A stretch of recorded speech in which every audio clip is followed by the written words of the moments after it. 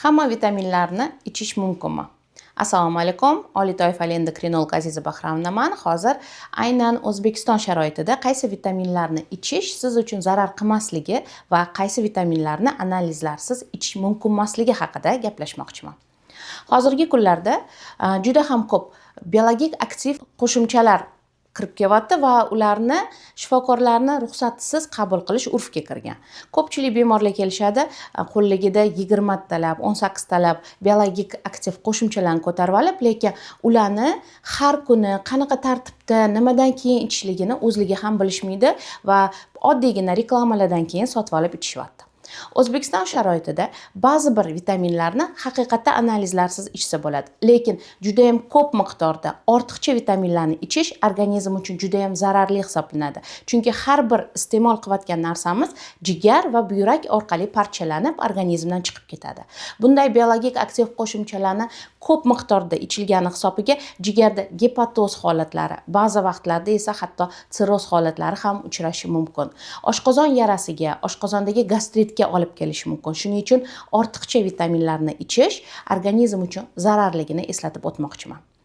O'zbekiston sharoitida analizlar topshirmasdan har kuni ertalab vitamin D preparatini qabul qilsa bo'ladi va uni profilaktik dozasi 2000 единица hisoblanadi. Har kuni ertalab nonushtadan keyin, ovqatdan keyin, ozgina yog'liq sariyog' masalan yoki qaymoqdan keyin vitamin D ni qabul qilish mumkin va bu siz uchun immunitetni ko'tarilishiga, kasalliklarni oldini olishga, o'zingizni holatingizni tetikroq his qilishga hamda kalsiyni so'rilishiga yordam beradi. Ayniqsa qishki kunlarda shamollashlarni, gripplarni oldini olish uchun juda ham muhim preparat hisoblanadi. Esingizda bo'lsa, Covid paytida hammaga vitamin D buyurilgan va organizmdagi vitamin D ni pasayib ketishi hisobiga Covidni og'ir o'tishi aniqlangan edi. Undan tashqari O'zbekiston sharoitida tekshirmasdan yod preparatlarini qabul qilish mumkin. Chunki yod O'zbekiston aholisini ko'pi baliqlar kam yeganligi hamda yodni havoda yo'qligi, yerda yo'qligi sababli yod moddasi yetishmaydi va ko'pincha gipotireoz holatlari, diffuz buqoq holatlari, diffuz buqoqdan keyin kelib chiqadigan tugunli buqoqlar holatlari paydo bo'lishi mumkin. Juda kamdan kam tirotoksikoz holatlari uchraydi. Faqatgina tirotoksikoz holatlarida yod preparatlari qabul qilish mumkin emas. Lekin bolalarda, o'smirlarda o'qishligi yaxshiroq bo'lishi uchun, ularni yaxshiroq yodlab qolishlari uchun yod preparatlarini kichkina dozada berib turgan to'g'ri bo'ladi. 5 yoshdan katta bolalarda 8 yoshgacha 50 mikrogram sutkasiga bersa bo'ladi. 8 yoshdan o'smirlik davrigacha esa 100 mikrogram har kuni ertalab ovqatdan keyin yod preparatini qabul qilsak bo'ladi. O'smirlik paytida va katta yoshda insonlar kuniga 200 mikrogram yod preparatlarini qabul qilishlari kerak bo'ladi. Katta yoshdagi 60 yoshdan kattalarda esa yod preparatlarini nisbatan kamroq talab qilgani uchun 100 mikrogram kuniga qabul qilsa bo'ladi. Lekin orada TTG gormonini tekshirib qo'ysangiz hamda ultratovush tekshiruvidan buqoqqa o'tkazib qo'ysanglar, albatta foydaliroq bo'ladi.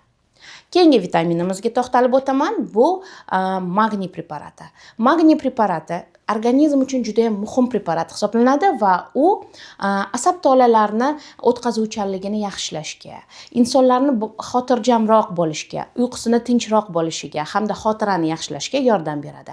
Bu preparatni kechki vaqtga qabul qilinganda uni chuqur uyqu holatini, ya'ni yaxshi uxlashini, bosh miyani haqiqatda dam olishini, asab tizimini dam olishini ta'minlab beradi.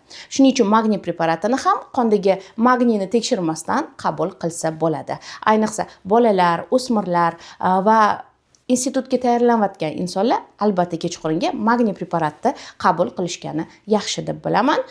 Bundan ortiqcha hamma preparatlarni albatta endokrinolog yoki shifokor mutaxassisga murojaat qilgan holatda, qondagi analizlarni tekshirgan holatda keyin qabul qilishni maslahat qilgan bo'lardim. Chunki ortiqcha dori haqiqatda organizm uchun ortiqcha va u qo'shimcha kasalliklarga olib kelishi mumkin. Agarda bo'lishgan ma'lumotlarim siz uchun qiziq bo'lgan bo'lsa, kommentariyalarga fikrlarni yozinglar. Keyingi videolarni aynan sizlar aytgan mavzuda qilishga harakat qilaman.